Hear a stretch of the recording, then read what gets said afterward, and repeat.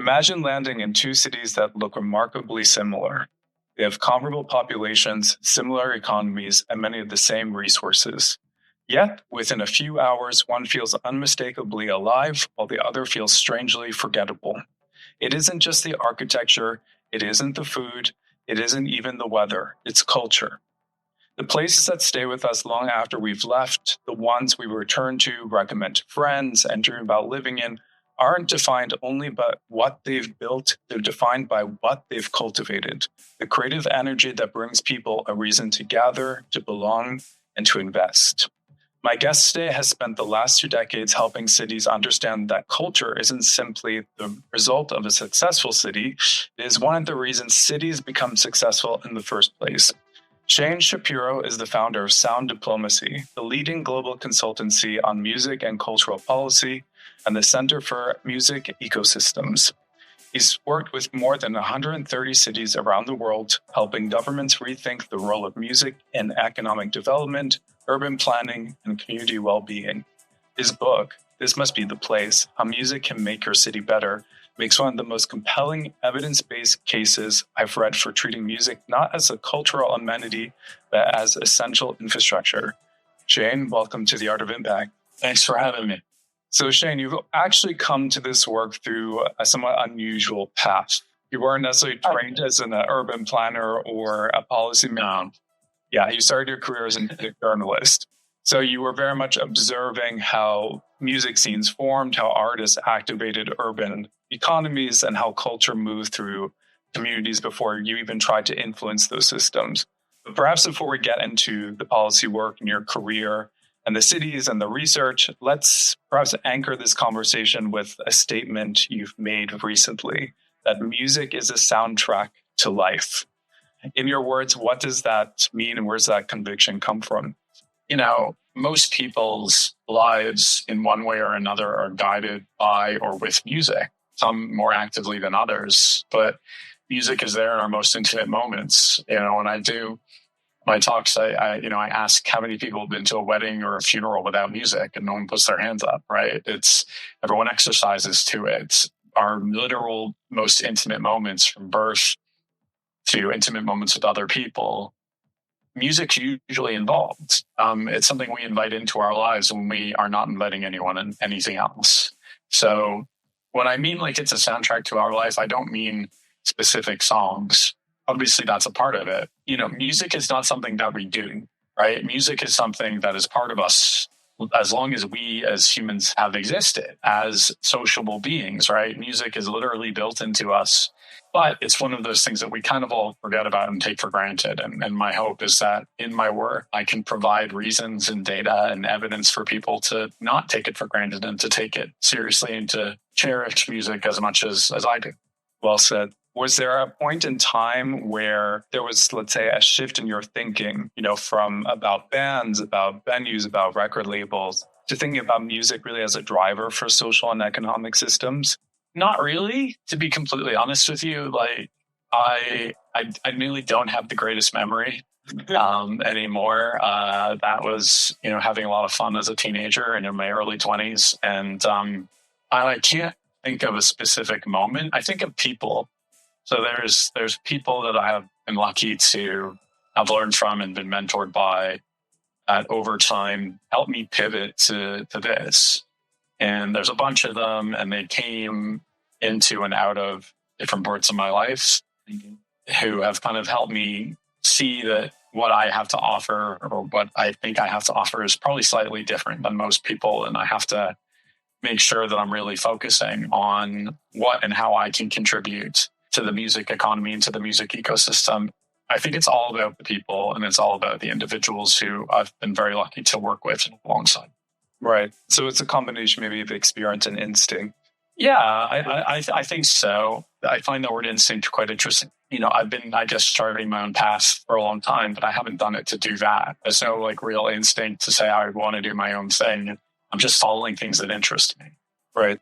I recognize the privilege that I have. Lots of people don't have the capacity, the privilege, the socioeconomic background to be able to literally do what they want. Like, you can be instinctual if you have the capacity and the privilege to be instinctual. And you and I are very lucky because of the language we speak and the way we look and who we are compared to a lot of other people that probably have better ideas than I do, but have not had the same opportunities to activate them. Right. Everything I'm doing now is really about who isn't in the room. Would that be the inspiration for Sound Diplomacy then? Sound Diplomacy didn't really have any inspiration when I created it. It was really, I did not want to work in the situation that I was working in at the time. So I asked to go independent and I just called myself Sound Diplomacy. And that was it. I've always worked in the music industry since I was 15 years old. And I've always been fascinated by the power that music has on people and how you can leverage that. I think where I pivoted and where I believe we need to work on is the role that music plays in communities and the role that music plays in economic policy and social policy and other things, and how music can be incorporated into things that we take seriously in society, like where to spend money and where to allocate resources and things like that. Absolutely. And I would say you've been super prolific. I mean, Sound Diplomacy has worked in London, Nashville, Zurich, Melbourne, more than 130 cities, correct? 175 cities and countries now. I have an incredible team, and I think we've built up trust over the years. We mean business, and we're very serious about the work that we do, and data comes first. We say evidence-based policymaking rather than policy-based evidence-making. And over time, when you demonstrate that you're very serious in what you're doing, you're not always correct. No one is. It's a bit of luck and hard work and being surrounded by good people. It's so true. It's all about the strength of a team. It's so impressive to work across 175 cities. That's 175 different cultures, economies, relationships between government and music. Was there a city that really changed how you approach the work? I wrote about it in the book, and the one that really changed how we do the work that we do is Huntsville, Alabama. It was the first city that hired us in the U.S. Huntsville's in the South. It's a city I knew nothing about at the time, and it was not smooth sailing at the beginning. One thing that I have learned is that the best thing that you can do when you go into a community is to never assume. Every community is complicated. Every community is diverse. Every community is beautiful. Every community is challenging, all of that. And Huntsville, like any other, is wonderful, but complicated city, right? It took a long time, but we built the trust of that community, and we were able to produce something that the city valued and the city then implemented. And we're very proud. Actually, next week, we are publishing a big report with Huntsville, which shows kind of where we've come from. The music economy grew at a faster rate than any other industry in Huntsville. And this is where, the military industrial complex and space is based. So we're very proud of the work that we've done. And then the work that we did in Huntsville really changed our perspective on how we work in communities. First, we implemented kind of a strategy internally that we can't do anything anywhere without local advocates first. We never come in with any assumptions or any answers. We always focus on the data, and we are patient. Mm-hmm. So Huntsville was the first city in the U.S. We've worked in like 40 or 50 cents. And that informs all sorts of things around how we run conferences, the work I do with my nonprofits, the writing. And Huntsville is the longest chapter in the book. If any listener has never been to Huntsville, you should go. It's a very fascinating and incredible city. So the policy side and the approach and how sound diplomacy actually works in the field, when you're entering into a room with, let's say, a mayor or a city planner who has generally never thought of music in this way, right, as infrastructure, as a tool for development, how do you, start off making that argument? We don't really exceptionalize music. That's the first thing. So I think when we go in, we just say, do you know how many jobs exist in the sector in your city or your place? Do you understand the infrastructure needs, places and spaces, business environment, tax environment, your local plan, alcohol and liquor licensing? Do you know how much literally this economy is worth versus other sectors? Just so we can understand, is this something that we can invest in, or is this something that may not deserve investment, right? Compared to other things. We don't really go in and say, you can become this world leading music city or you can grow your music economy. We tend to come in and say, listen, we think that there's an opportunity to grow this sector. It's an incredibly transferable sector. Live music obviously involves many, many different other sectors to thrive, hospitality and hotels and tourism. At the same time, there's all sorts of ways that you can look at city modeling, density, egress issues, all sorts of things through live music, through entertainment. So from a climate impact, from a data impact. So we kind of lay it all out and say, here are the different ways that music can be a tool to create jobs, generate wealth, improve social circumstances or whatever. And we have many examples. And then if they're like, oh, we're keen to talk about it, then we ask them, what are your challenges? Tell us about your city. Like, what do you hope to develop? What do you want to become? How are you addressing the challenges that you're at? Right. And then the data comes from that. And do you find that there's a general learning curve where they have to, let's say, learn and start to rethink about the creative economy as a whole? It's one of these sectors it's growing rapidly, right? So it's something that could be a newer sector for people to really start thinking about in terms of their public policy. Yeah, I think that there are some leaders and economic developers that still see economic development in a traditional sense. We always joke that there are some that only see economic development as something that has a shovel and a ribbon cutting. Yeah. I think that is changing. You can point to Taylor Swift and live music and Oasis. More music is being listened to now than ever before. Music is arguably, one of the most interesting sectors to engage with AI and technological change. Mm-hmm. The healthcare implications and benefits of music, especially in an aging population, we've proven that. Again, when we go into a city, we have an advocate already. So we're not going in blind. There's always someone who has invited us in who can be an interlocutor between elected officials or policymakers that may not get it. And then we structure a conversation through that person. And sometimes we're successful, sometimes we're not. Yeah. I mean, even just music tourism alone, I think is something to walk into a room with. It sits at just under 300 billion globally. Sure. Yeah. What is music tourism, right? That's another thing. I wrote a report for the UN trying to define it, but that was right before COVID. So, in terms of tourism, music, culture is why people go to places. And maybe not directly because of music sometimes, but music's a part of everything. I think there's a huge opportunity to leverage music tourism if it was better strategized. Yeah, most places just want to fill their stadiums, not recognizing that they're not investing in the grassroots to develop artists to then play those stadiums. Right. And, the big artists are playing residencies now. They're not touring as much. Mm. So cities have a choice.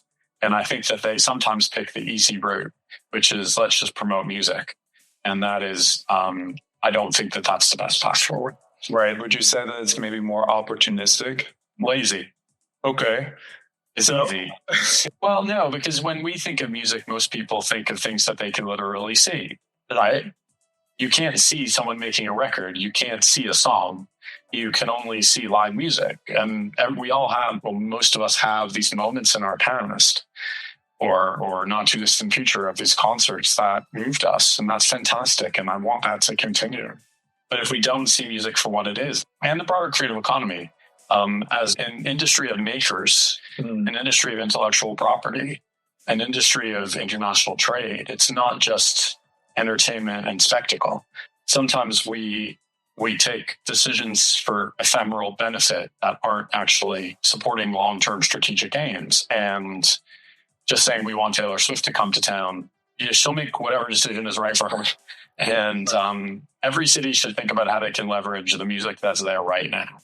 And that includes in tourism, not just how they can build another stadium at a time when touring in and of itself is threatened by the climate emergency. So we have to think long and hard about music tourism and its benefits as part of the music ecosystem, not as its own thing specifically.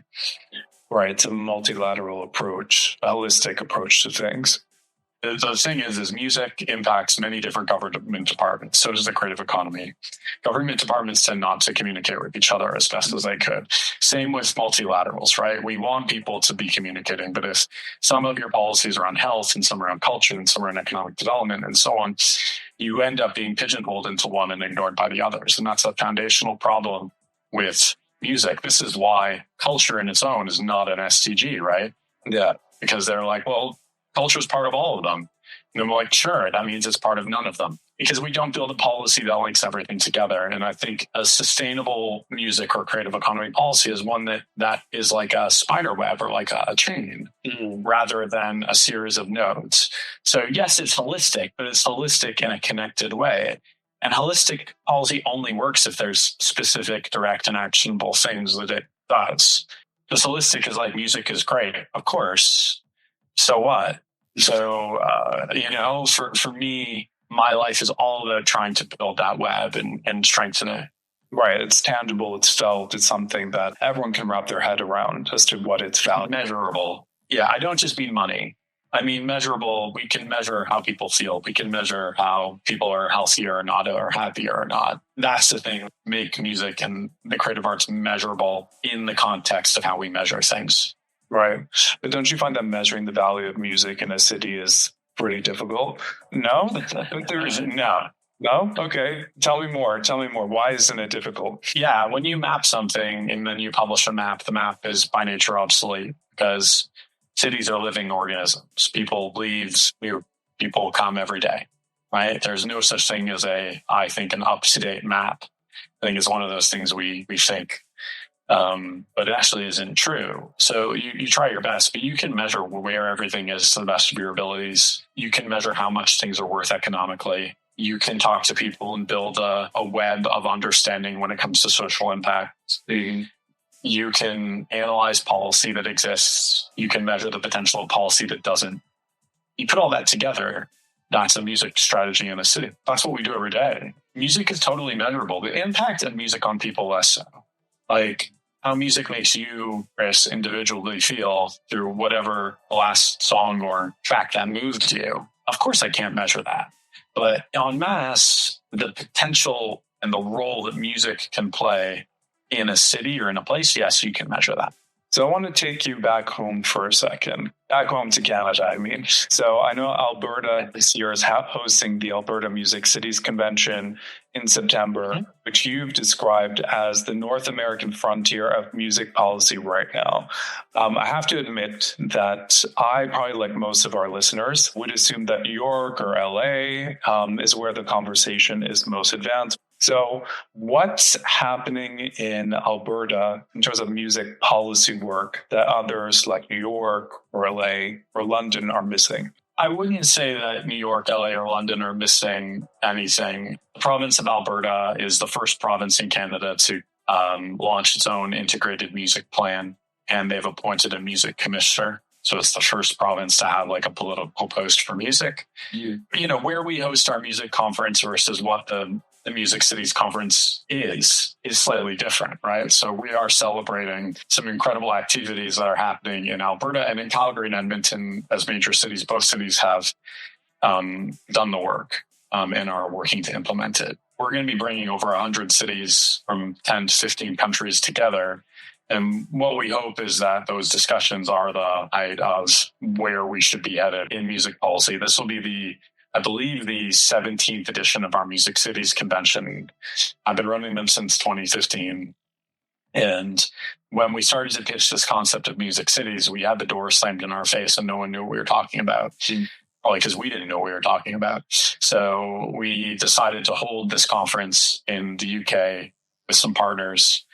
11 years later in 17 editions, we featured thousands of examples. So we're hosting in Calgary this year. It moves around, so it'll be in a different location, 2027. And we're excited to introduce everyone to some great stuff that's happening in Alberta, but there'll be great stuff that we're going to be showcasing happening in dozens of other cities. And the event's at the National Music Centre in Canada, which is an amazing building. Sometimes people underestimate the historical power of Canadian music and who is Canadian that many people don't realize. So there's some great showcases of some of our most famous or most impactful artists, and but most importantly, the event is happening on the day of National Truth and Reconciliation. Mm-hmm. So we're going to be featuring quite a lot of content around Indigenous and First Peoples issues around economic development, not doing it just for the sake of it, doing it because we think that is a real growth area when it comes to music and creative economy development. So you just mentioned about featuring things that are happening around the world in different cities, different geographies. Do you have any examples of, let's say, cities that have started to do more policy work around music, the creative economy, and the outcomes that they've seen, and maybe the ones that have surprised you the most, and even them? Yeah, many. One of the things that is really exciting is in the U.S. there's a new association that was launched this year called the Association of Music Offices. This means there's enough city and state music offices to have an association. The idea was spawned actually at a previous Music Cities conference or convention. And we're going to be featuring a whole bunch of examples from Dallas, from Memphis. And as well, we have a partnership with the Recording Academy, who are very active in this space. And they're going to be presenting some of the work that they do. Fantastic. It's always interesting to have these real world examples of when you start to look at this sector seriously and integrate it more and more so over time, what sort of benefits come forward. Looking maybe now back to the impact side of things with the work that you've done with the UN, I know you specifically looked at combating extreme poverty, which is very much an Opus One's wheelhouse. So I'm curious to learn more about the work you've done then in mapping music's potential to addressing systemic or generational poverty. I think the idea here is that music is never part of the conversation and how to think about development. Mm-hmm. And especially at a time when the world is rethinking how official development assistance functions, I wish that governments wouldn't turn their backs because I think it's an amazing investment. And we truly think that music can be a real long-term sustainable investment, like vaccinating people or teaching them a language. This is why hedge funds and venture capital firms are buying music rights, because they provide, patient, sustainable, slow capital over a long period of time. This is why pension funds invest. Yep. We believe the same thing could happen for a country. Right? If a country had an environment that was optimized to leverage music as an economic driver, mm-hmm. Then it could lift people out of poverty. So we've been focused on building a research and evidence base to explain how music works, what the problem is, and how to solve it. In June, we published some data in Nigeria and Kenya, which shows how much money is being generated, i.e. people are listening to the music, but not collected, i.e. the people who made the music are not getting the money from the listening. Just in 1 year in Nigeria and Kenya alone, because of inefficient systems, not because of talent. And it's $280 million a year. 2 countries. And think about that. We think that music, could be a superpower for development because people are listening, people are making. We don't need to do anything new. All the systems that you need to fix the problem exist. It's just a mindset change and a translation issue. So MEDI, or the Music Economy Development Initiative, which is really my big project right now, we're really just trying to force the issue with better data and better evidence. Well said. And I think, part of the economic development goal is also looking at education. I'm wondering if a part of your work is also that education to employment pathway. Yeah, of course. Education is everything, but it's not just educating kids. It's educating policymakers. True. One of the biggest challenges in music is most people have no idea how it works at its most basic level. Just how does music get on the internet? How do people get paid? What is a song as a piece of intellectual property? All these very, very basic questions. And if you don't understand how literally the product makes money, and how do you create a policy? My objective is educating policymakers. At the same time, yes, we need arts education, music education, not just teaching kids to play instruments, but business affairs and copyright and all this kind of stuff. We need that. We don't have adequate arts education literally anywhere except a few Nordic countries that can afford it. So this whole thing of we just need more education, that's not true. We need people to see that this is something that benefits them. Mm-hmm. It's the same with music and healthcare. There's 25,000 odd studies that demonstrate the power of music as a therapeutic and across multiple different conditions, right? But do we see music integrated into national healthcare plans? No. I don't think it's an evidence issue. I think it's a prioritization issue. True. It's also something that's not being prescribed right off the doctor's pad every day. So it's something that is still kind of quote unquote new age for many people. The public has to see it through a different angle versus entertainment and leisure and maybe even tourism. Yes. Yeah, I think, this is hopefully is a good segue. This is essentially what my new book is about. The thing is, here's the challenge, right? Is like the last thing that you want to do ever is to depreciate or minimize someone's personal love of music in one way or another, right? Like when I say the word music, it means something different to whoever I say it to. And everyone has their passions and their loves and the things that they don't like. So often, if there's a policy or there's a decision that's taken in a particular genre of music that the person doesn't understand and they don't see value in it because they don't have that emotional connection. We make decisions based on what we like. We make decisions based on what's in our hearts more than what's in our minds. So one of the things that I believe we need to really work on is we need to differentiate. And I call what I call kind of my music. That's music that, the music we all love and listen to. And our music, which is music as congregation, music as infrastructure, music as societal change, music as influence, and so on. Because they're two completely different things. Right. And the problem is, we're listening to more music than we've ever listened to. People are making more music, both humans and AI is making more music than ever. Yet we're lonelier, we're more miserable, and we live in a world that is as fragile as ever. And to me, this doesn't make sense. Here we are supposedly using the thing that brings us together, our universal language, more than ever. But yet, at the same time, we're not being brought together. And I think that's a fundamental challenge that I've written about. And that I believe that if we think about it differently, we can look at how to compartmentalize them and use both to support each other. Yeah, I mean, it's interesting. Like you said, music being this universal language, it's essentially supposed to be this fabric or this glue that brings us all together. Again, the most impactful congregation moments in music now could cost hundreds of dollars to attend. We have to rethink the role of music in society. We have to take a good hard look at ourselves and say, what are we using this for?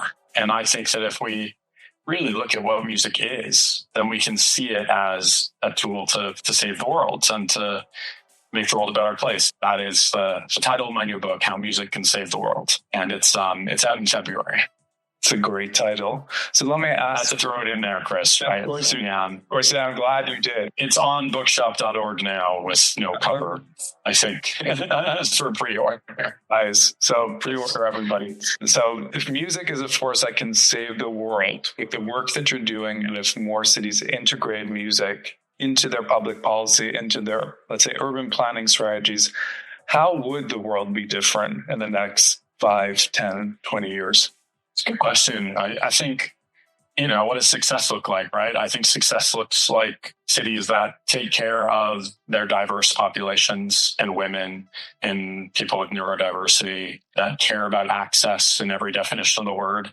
I think that we'll see more music get created by human beings, regardless of AI. AI is a tool for human beings. If controlled and managed, it can be a positive force as well. And hopefully, to me, we'll see people start to question why I have negative feelings toward someone based on what they look like, rather getting to know them for who they are. I hope that music, the more cities that invest in music, the more cities that truly invest and understand their music ecosystems, my hope is that they will recognize how to address their challenges quicker and better. And we'll see more equitable communities over time. Amen to that. Well, Shain, thank you so much for this conversation. I think it's clear that music is not necessarily what you add to a city after the important decisions have been made. It is one of the important decisions, and your work is definitely proving that. If this conversation opened up something for you as a city leader, a funder, a policymaker, or someone who simply cares about where they live, pick up a copy of Shain's current book that's out now, This Must Be the Place, and the book that is coming in February.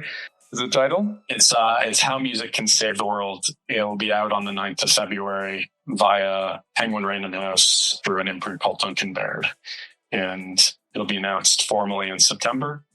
But it's available for pre-order on Barnes & Noble, bookshop.org, all the usual places. Great. And where else can they learn more about your work? Well, I have a personal website, shainshapiro.com, which I'm updating, obviously, as the new book gets introduced. But if you'd like to learn about the Music Economy Development Initiative, it's musiceconomy.org. We're looking for donors and supporters. We need help to be able to deliver this research and create this systemic change. Sound Diplomacy is sounddiplomacy.com as well, if you'd like to learn about our projects. We've got about 100 case studies on the website. Thanks, Shain. For other insightful conversations like this one, or to learn more about Opus One Foundation, you can visit opusonefoundation.org or follow us on social media at Opus One Foundation. I'm Chris Kouroutzidis. This is The Art of Impact. Thank you for listening.